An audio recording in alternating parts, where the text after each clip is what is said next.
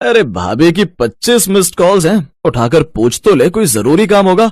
इन बीवियों को कोई काम नहीं होता, बस घर में बैठे बैठे फालतू के कॉल मिलाने होते। बस यही पूछना होगा, खाना खाया, सब्जी कैसी बनी थी, कब आऊंगा, ये वो स्टूपिड से सवाल जवाब। सही कहा यार, शादी करके हम जैसे मर्द फालतू के पंगों में फंस जाते हैं। वैसे मैं तो इन सब बातों से दूर ही रहता हूँ। एक बात बता यार, तू इतना खुश कैसे रहता है? मैं? तू मेरी मत पूछ, मैंने तो अपनी बीवी को समझा रखा है, जो भी बात करनी है रात को किया कर, दिन भर एक भी फोन करने की कोई जरूरत नहीं है। बस एक भी फोन नहीं आता, उसे पता है अगर फोन करेगी तो मेरे से डांट पड़ेगी भाई। दोस्त की बात सुनकर अभय मन ही मन सोच लेता है कि उसे आगे क्या करना है। शाम को अभय घर जाता है तो कावेरी उसके इंतजार में डाइनिंग टेबल पर बैठी थी। अरे आप आ गए, खाना तैयार है। आज आपने मेरा फोन नहीं उठाया, मैंने आपको कितने फोन किए। कावेरी, मैं तुम्हारी तरह खाली नहीं हूँ, मैं ऑफिस में काम करता हूँ और सारा दिन मुझे फोन मिलाना बंद कर दो, ठीक है? और अपना ध्यान कहीं और लगाओ। मैं फ्री नहीं हूँ जो हर समय तुम्हारे फोन उठाकर जवाब देता रहूं कि कब क्या कर रहा हूँ। रात को आऊं तभी पूरी बात पूछ लिया करो, कल से तुम्हारा फोन ना आए। क्या काम था, क्यों किए थे इतने फोन? वो हमारे पड़ोस में एक नए किराएदार आए हैं, उन्हें ना नौकरी की बहुत जरूरत है, तो मैंने सोचा आपके ऑफिस में कोई नौकरी होगी तो उनकी लगवा देंगे। बहुत अच्छे नेचर के हैं। बस इसी फालतू काम के लिए मुझे फोन कर रही थी? मैं कोई नौकरी लगवाने के लिए नहीं बैठा हूँ। मैं जानता तक नहीं कौन सुनील किस तरह की नौकरी चाहता है, जान की नौकरी कोई लगवाता रहूंगा।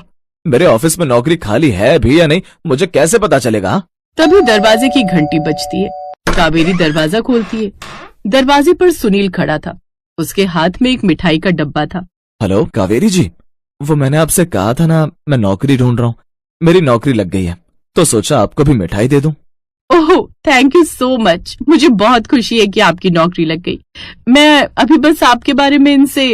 अभय ने सुनील की तरफ ध्यान नहीं दिया और रूम में चला गया। कावेरी को थोड़ी शर्मिंदगी तो महसूस हुई, पर उसने मुस्कुराकर सुनील से मिठाई ले ली। मिठाई देकर सुनील चला गया। कावेरी और सुनील अच्छे दोस्त बन गए। कावेरी दिन भर अकेली होती थी और अभय ऑफिस में या फिर ऑफिस के काम से शहर से बाहर, इसलिए कावेरी और सुनील कभी कभी एक दूसरे के घर आ जाते थे। बहुत अच्छा किया सुनील जी आप आ गए, मैं तो अकेले इतना सारा खाना खा ही नहीं पा रही थी। रुकिए मैं आपके लिए भी प्लेट लाती हूँ। चावल खाने के लिए मुझे स्पेशल इनविटेशन दिया है, पर आप तो कह रही थी कि आप आज कड़ी चावल अभय जी के लिए बनाने वाली हैं। उनको कड़ी चावल बहुत पसंद है। सुनील की बात सुनकर कावेरी का चेहरा उतर गया, फिर उसने बात को संभाला। वो इनको जरूरी काम से शहर से बाहर जाना पड़ा। अब अकेले मैं इतना सब कुछ खा नहीं पाती, तो मैंने सोचा खाना खराब करने से अच्छा है आपको ही डिनर पर बुला लूं। सुनील समझ रहा था कि कावेरी का चेहरा उदास है, तो वो उसे हंसाने की कोशिश करने लगा। कावेरी जी, मुझे लग रहा है कड़ी चावल में कुछ कमी है। अच्छा, पर मैंने तो वैसे ही बनाया जैसे हमेशा बनाती हूँ, क्या कमी रह गई? आपकी हंसी की जो कहीं खो गई है, इसीलिए कड़ी चावल भी बेस्वाद ही हो रहे हैं। ओह सॉरी, आप खाइए मैं और लाती हूँ। कावेरी और सुनील अच्छे दोस्त बन गए। अब कभी भी सुनील को शॉपिंग के लिए जाना होता या किसी भी चीज की जरूरत होती तो वो कावेरी को ही याद करता।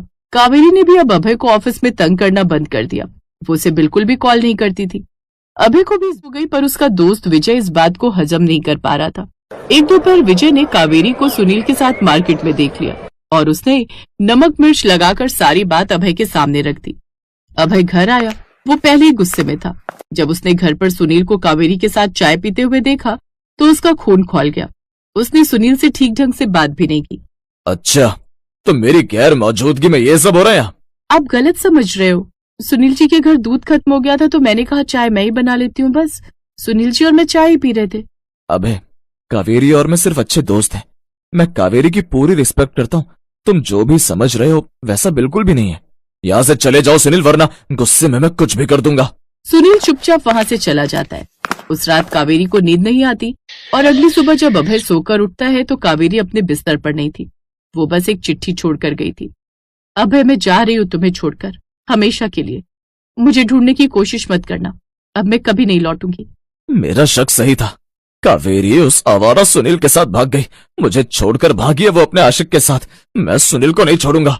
अभय गुस्से में सुनील के घर जाता है, पर सुनील के घर पर ताला लगा हुआ था। मेरा शक सही था, कावेरी सुनील के साथ ही भागी है। एक बार विजय को फोन करता हूँ, वो कावेरी को ढूंढने में मेरी मदद करेगा।